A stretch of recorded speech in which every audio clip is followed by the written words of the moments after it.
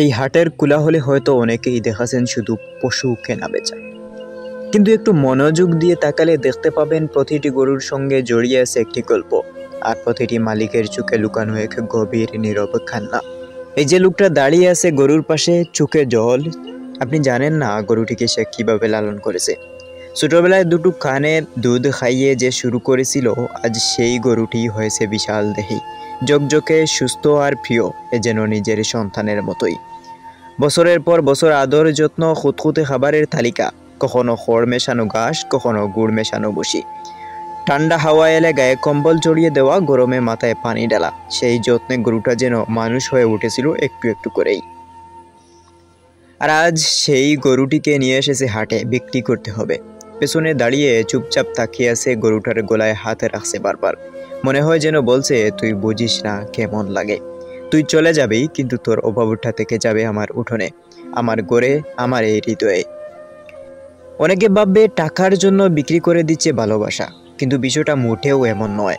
এটা হচ্ছে কুরবানির ব্যাপার, এটা ঈমানের পরীক্ষা। আল্লাহ তাআলা বলেন, তোমরা কখনোই পূর্ণ ভালোবাসা অর্জন করতে পারবে না যতক্ষণ না তোমরা তোমাদের প্রিয় জিনিসটা আল্লাহর রাস্তায় দান করবে। আর সেই হুকুমের ডাকেই আজ এই মানুষটা নিজের সবচেয়ে প্রিয় গরুটাকে তুলে দিচ্ছে আল্লাহর পথেই। তাকে তো রাখাই যেত, বাচ্চাদের খেলা, বাড়ির গর্ব, প্রতিবেশীদের ঈর্ষা, তবুও সেই দিল কুরবানি, কারণ সে জানে এই কুরবানি শুধু পশু জবাই না, এটা নিজের ভেতরের এই মায়া জবাই। নিজের প্রিয় জিনিসকেই আল্লাহর কাছে সমর্পণ করার সাহসের নামই হচ্ছে কুরবানি। হাটের প্রতিটি কোণেই এমন গল্প, কেউ চুপচাপ দাঁড়িয়ে আছে বিক্রির পর, কারো চোখে জল, কাউকে আরও কিছু বলার ভাষা নেই। যেন পুরো হাটটাই এক বিশাল অনুভূতির দরবার। আর এই অনুভূতি শুধু মালিকের না, এই কান্না শুধু বিদায়েরই না, এই কুরবানি শুধু রক্তের না, এটা আত্মার, এটা ঈমানের, এটা আল্লাহর সন্তুষ্টির জন্য নিবেদিত এক ভালোবাসার উৎসর্গ।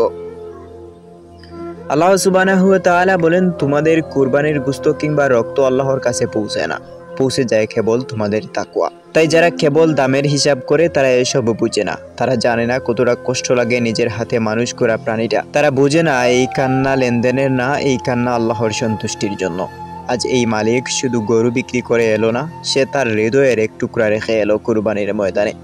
এই তো ঈমানের সৌন্দর্য, এই তো ভালোবাসার পরাকাষ্ঠা, যে ভালোবাসা শেষ পর্যন্ত আল্লাহর কাছেই তুলে দেওয়া যায়। আপনারা মনে করতে পারেন কুরবানি দেওয়া, গরু জবাই করা আর হাটে বিক্রি করা ভিন্নতা রয়েছে। হ্যাঁ, কথাটা সত্য, ভিন্নতা রয়েছে। তবে যে কৃষক গরুটি বিক্রি করে দিচ্ছে, সে যদি তার গরুটিকে বিক্রি করে না দিত, তাহলে আপনি সেই গরুটিকে কিনে এনেও কুরবানি দেওয়ার যোগ্যতা রাখতেন না।